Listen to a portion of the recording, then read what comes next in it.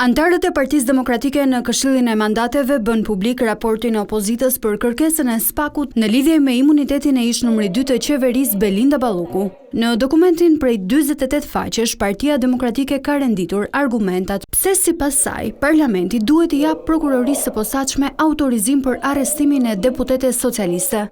Por në këtë dokument publikohen për herë të parë detaje nga qëndrimi i prokurorëve të SPAK-ut në mbledhjen e Këshillit të Mandateve, e cila u zhvillua e mbyllur për shkak të sekretit hetimor. Jemi në fillimet e hetimeve të procedurave të tjera dhe akoma shumë veprime hetimore për të kryer për shumë procedura prokurimi, apo edhe prova shkresore për të administruar, që nuk janë administruar. Kemi patur mangësi nga autoriteti rrugor shqiptar sepse nuk na i ka sjellë në kohë. Na janë vonuar dhe akoma nuk i kemi administruar të gjitha dokumentacionet përkatëse të këtyre procedurave prokurimi. Cili është mekanizmi? Mekanizmi është duke takuar vartësit, personat që mund t'i ketë emëruar. Personat që sipas hetimeve dyshojmë se mund t'i ketë kontrolluar dhe dyshojmë që kjo veprimtari mund të ndodhe edhe në të ardhmen, siç edhe kemi një bisedë konkrete që krijon dyshime serioze që ka ndodhur. Duke qenë se është kjo mundësi, se mund të mos jesh edhe në funksion, por ke diku një person tjetër që ka pushtet mbi dëshmitarin, që është drejtori i dëshmitarit për shembull.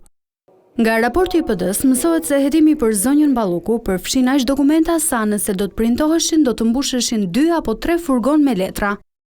Të relacioni dhe prova mbështetëse të relacionin dhe kemi paraqitur proces verbalin e transkriptimit të përgjimit të bisedave, të lejuara me vendim të gjykatës të datës 20/11/2025 në orën 12:23:35 sekonda.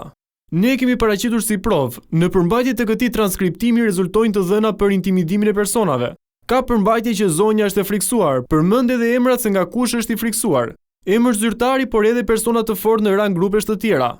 Ajo përmend tundimin nëpërmjet korrupsionit që të ndryshojë thënjet apo edhe të zëvendësojë mbrojtësin e saj me një mbrojtës të pëlqyer nga personat që i vet ofrohen. Kjo është shumë e qartë në përmbajtje. Atëherë në përmbajtje të asaj çfarë ka prodhuar ky transkriptim i bisedave të përgjuara bëhet fjalë për intimidimin nga persona jo zyrtar.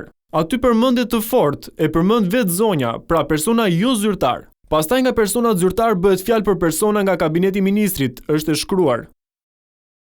Ky është raporti i 5 antarëve të opozitës për kërkesën e SPAK-ut për arrestimin e Belinda Ballukut, ndërkohë që 5 antarët e Partisë Socialiste ende nuk e kanë bërë publik raportin e tyre.